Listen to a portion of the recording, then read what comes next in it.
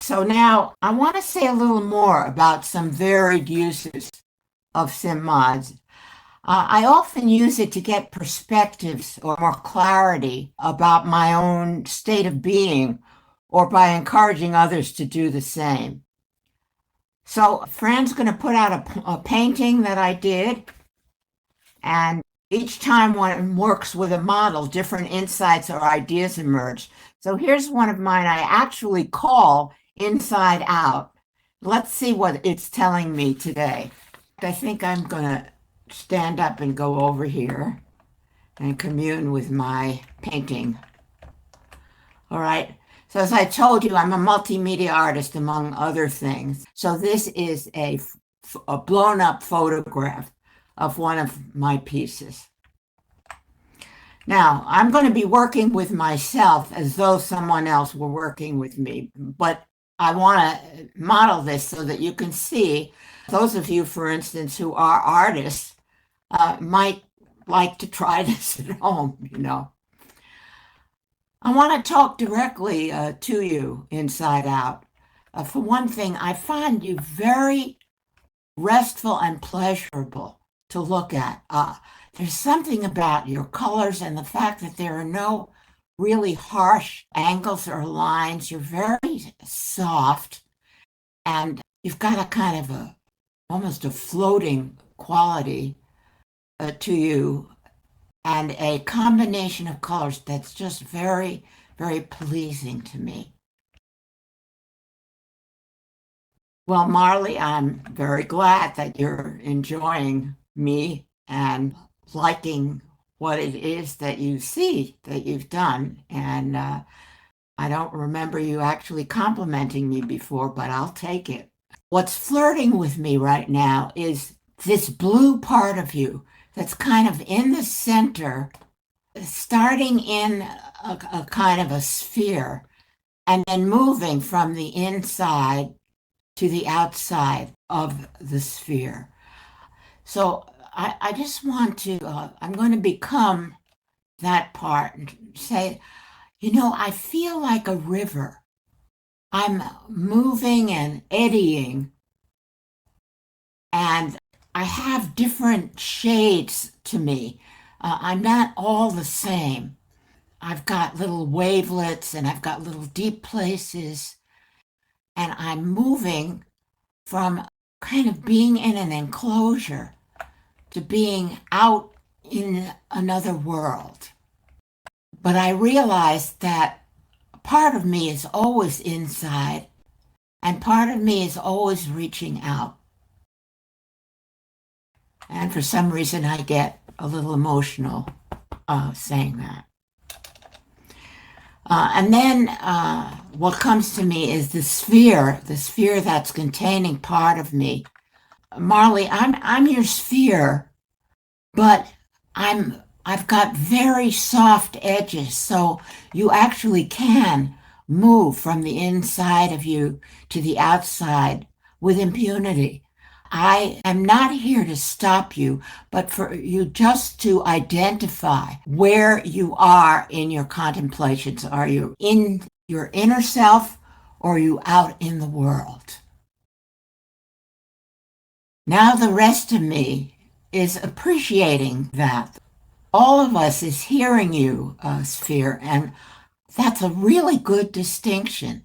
And I really haven't thought about that before.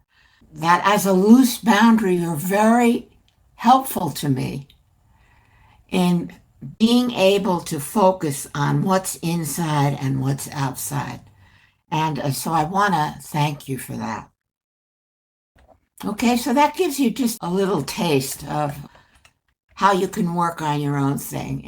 Since I have not worked with that picture before in that way, it was all a new experience for me, and it did lead to some insight about how important it is to have some kind of boundary so that I know where I'm operating from.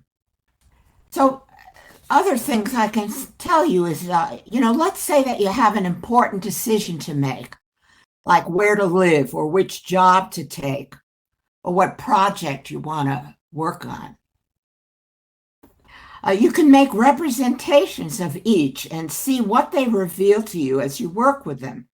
So basically, as we said, symbolic modeling can be applied to any individual or group process for further insight, perspectives, and so on.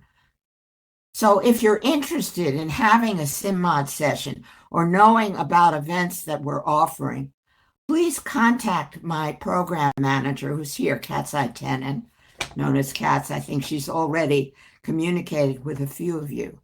And I'd like to make a distinction. If what you are mainly interested in is self-exploration, maybe with your art or with some of these decision processes or whatever, then you should come to my Visions of Self workshop or arrange for a Visions of Self session with me. If what you're interested in is using this the way Namara and Val have learned to use it with a concept or group or as a tool for exploration of an idea or a concept, then you might want to sign up for a SymMod training session in which you'll be the client initially, and then we'll move to my showing you how to do what they did with framing questions and asking questions and so on. So that's the distinction that I want to make.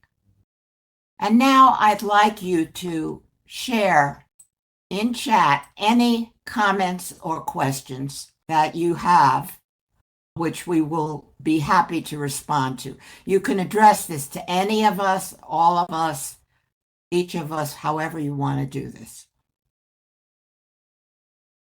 Don't hold back. We've got about 10 minutes.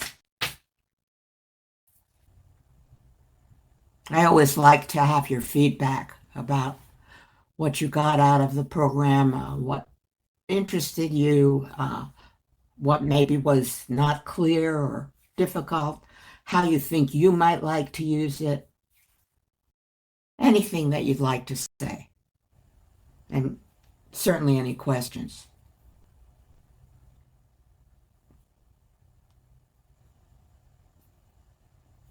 Yes, thank you for saying that. Often when people do builds, those who are observing will have projections into those builds. And in fact, I'm going to be doing a program, I think it's next Tuesday at my art gallery, where it's possible to become pieces of my art rather than doing your own. So yes, projection is something that can happen at any time. And very often, someone else's build can give you illuminations and new perspectives about your own situation. And Nellie says, I found the process of reflecting on your painting of interest. I used to draw many years ago. I may try that on some of my paintings. Thank you. Yes, try it out. It's really fun to do. What I will guide you on with that, Nellie, is when you're doing your art, don't think about doing this process. Just do your art and then see what comes out spontaneously as you work with it. Beth says, Marley, these sessions are always really interesting. Thanks so much for providing some text with the voice, too. Yes, projecting onto my own paintings, definitely. And in fact, you guys can try builds in your own spaces, and play around with these ideas.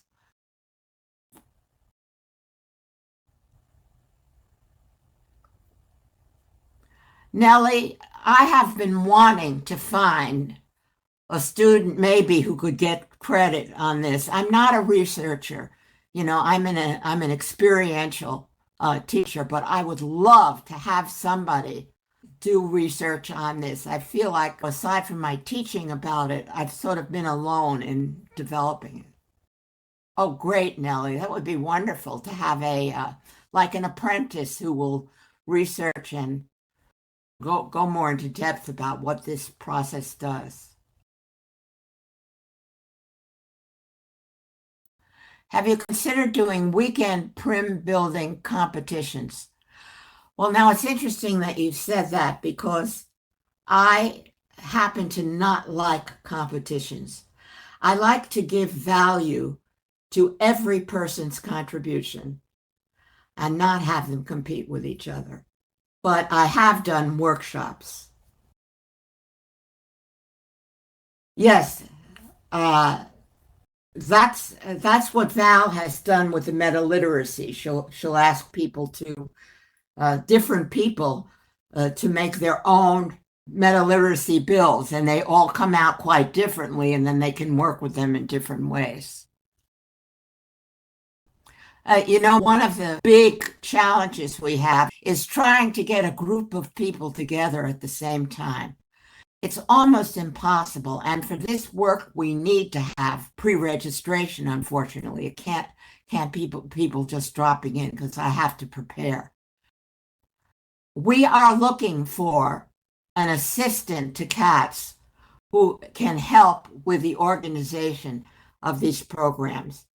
And so if you know anybody like that, it's not a full-time job. It's just, would be just a couple of hours a week, maybe. We would love to have that kind of help.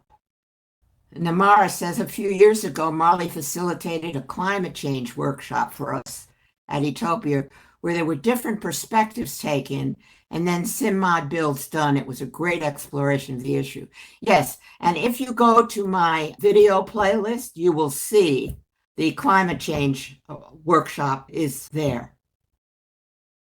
There are a lot of different examples of different things I've done on my playlist, YouTube playlist.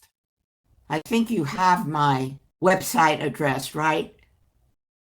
On the very first page, there'll be a video link that you can click on, and that takes you right to where all of the videos are. And you'll see the whole group of SymMod videos, which Fran worked on for a long time. And he's organized them so you can find ones in different categories.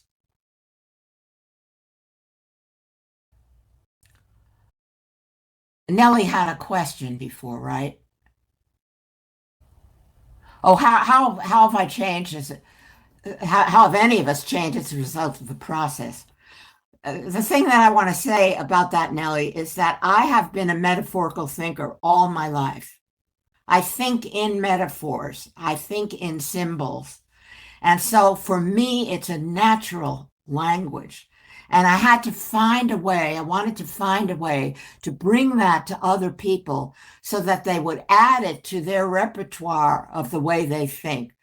Developing intuition and symbolic thinking in formal education is often sadly missing. And that's what art does for us, of course. So that has become my bailiwick, and it is my language of choice of preference. So rather than having changed me, it's like a trajectory that has led me from doing this in many different ways in my regular life to now finding ways to develop it for virtual teachers, learners, artists, creatives of different kinds. And so I'm thrilled to have discovered that I could take my whole skill set and bring it in here and find a way to apply it. With that, I will thank you, and I would love to hear from some of you after the fact. If you have questions that come to you afterwards, please contact Katsai Tenon to let her know whether you're mainly interested in looking at this more for your own self-development or would like to use it as a tool the way Val and Nam have learned to use it with a group or with some kind of conceptual work that you're dealing with. Thank you all so much for coming. I know I probably can speak for all three of us that we really enjoyed bringing this to you, and hope to see you all again.